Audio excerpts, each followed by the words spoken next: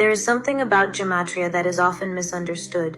It is usually presented as though the Kabbalists simply discovered mysterious numerical coincidences hidden inside sacred words. But after studying the system more deeply, I think that explanation barely touches what they were actually attempting to do. Gematria begins with a very different understanding of language. In Hebrew, letters also carry numerical values, so a word is not only something you pronounce or read, it can simultaneously function as a sequence of letters, a number, a symbol, and a network of correspondences. And once you understand that, you begin to understand why gematria became so important within the Western Kabbalistic tradition.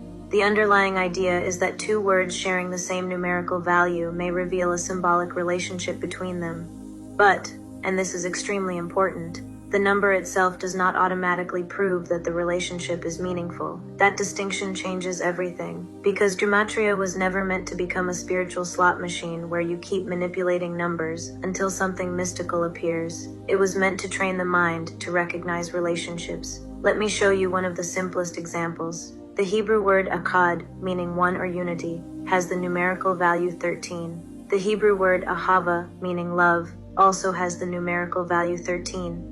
So within gematria, unity and love become numerically connected.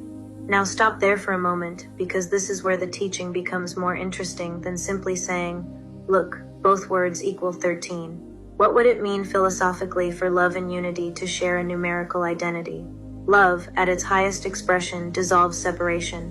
When there is absolute unity, there is no other. And when love moves beyond possession, attachment, and ego, it moves toward union. So the numerical correspondence becomes a doorway into contemplation. Then something else happens. 13 doubled becomes 26, and 26 is the traditional numerical value of the four-letter divine name, Yod-He Vav-He, the Tetragrammaton. So now we have a symbolic sequence, unity, 13, love, 13, together, 26, and 26 corresponds to the divine name. That doesn't scientifically prove that love plus unity equals God. That isn't what serious study of gematria should become. What it gives us is a symbolic architecture through which consciousness can contemplate an idea, that the movement toward unity and the movement toward love are both movements toward the divine. And this is where I think people sometimes miss the beauty of Kabbalah. The number isn't necessarily the revelation. The relationship revealed through the number is what matters. The early Kabbalistic and Hermetic systems were constantly searching for these relationships between letters, numbers, planets, elements, divine names, tarot, states of consciousness, and the structure of the tree of life. They were trying to build a language capable of describing realities that ordinary language struggles to express. And that brings us to one of the most famous numbers in Western occultism, 777. People see 777 today and immediately associate it with angel numbers, luck, manifestation, or spiritual confirmation. But within the system we're discussing, 777 has a very different context. Aleister Crowley's Liber, 777 is essentially a vast system of correspondences. Its purpose is not simply to tell you that 777 is a lucky number. It attempts to organize relationships between Kabbalistic paths, divine names, planets, zodiacal forces, elements, tarot correspondences, and many other symbolic systems. And the philosophy behind this is fascinating. Imagine having several different spiritual languages. Astrology speaks through planets and signs. Tarot speaks through archetypal images. Kabbalah speaks through letters, numbers, and the tree of life. Alchemy speaks through substances and transformations. Mythology speaks through gods and stories. On the surface, these appear to be completely different systems, but the occultist asks, what if they are describing similar principles through different symbolic languages? That is where correspondence becomes incredibly powerful. Instead of studying a symbol in isolation, you begin placing it inside an entire web of relationships. A number points toward a Hebrew letter. The letter corresponds to a path. The path corresponds to an archetypal principle. That principle may correspond to a planet, an element, a tarot image, or a divine name. Eventually, you're no longer memorizing isolated information. You're learning a symbolic language. And this is also why the tree of life becomes so important. The tree is not merely 10 circles connected by lines. It becomes an organizing structure. The Sephiroth represent different stages or principles of manifestation, while the paths between them become relationships and movements of consciousness. And numbers are embedded everywhere within that structure. But there is another side of gematria that I think anyone seriously studying occultism needs to understand. You can manipulate it. And the material itself acknowledges this problem. If I desperately want two things to correspond, there are numerous mathematical and linguistic techniques I can use until eventually I produce something that looks significant.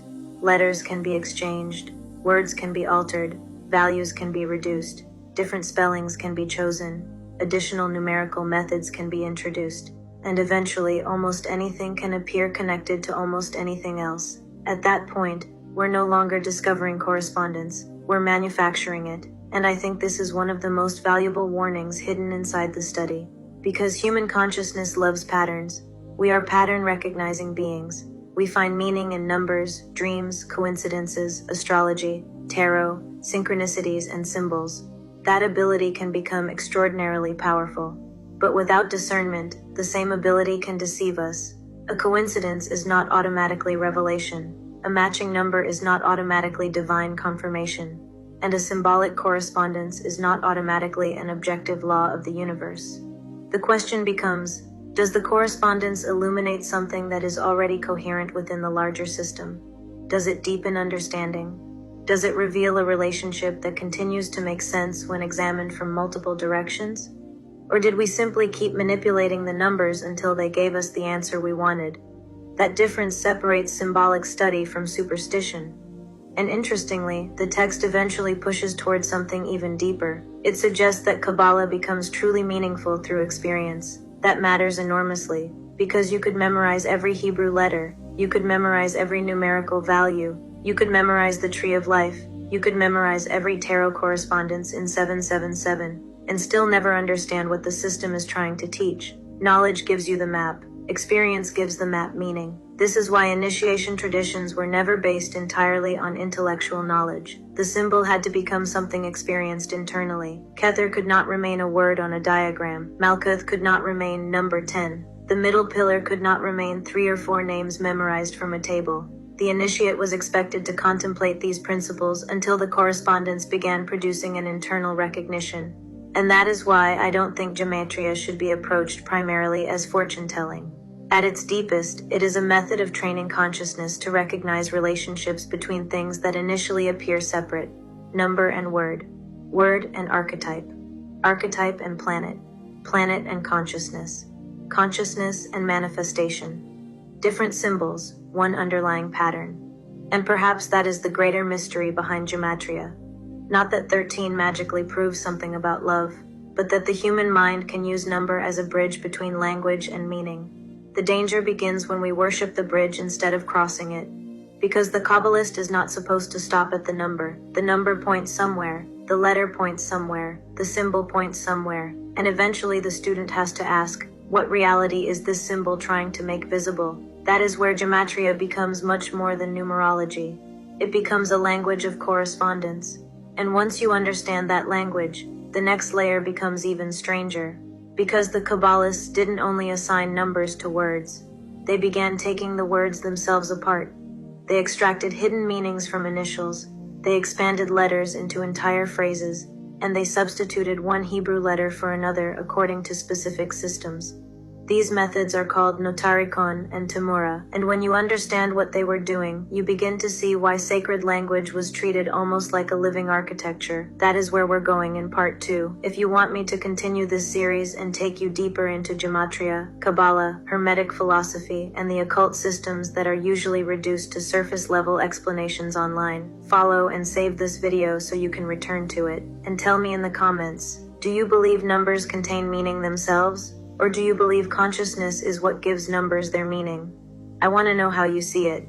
And if you're at a point in your own path where you're no longer looking for surface answers, but you're trying to understand the deeper patterns shaping your inner world, my one-to-one intuitive guidance sessions are available through the link in my bio. In part 2, we're going inside Notarikon and Temura, the Kabbalistic methods for finding meaning hidden inside the letters themselves.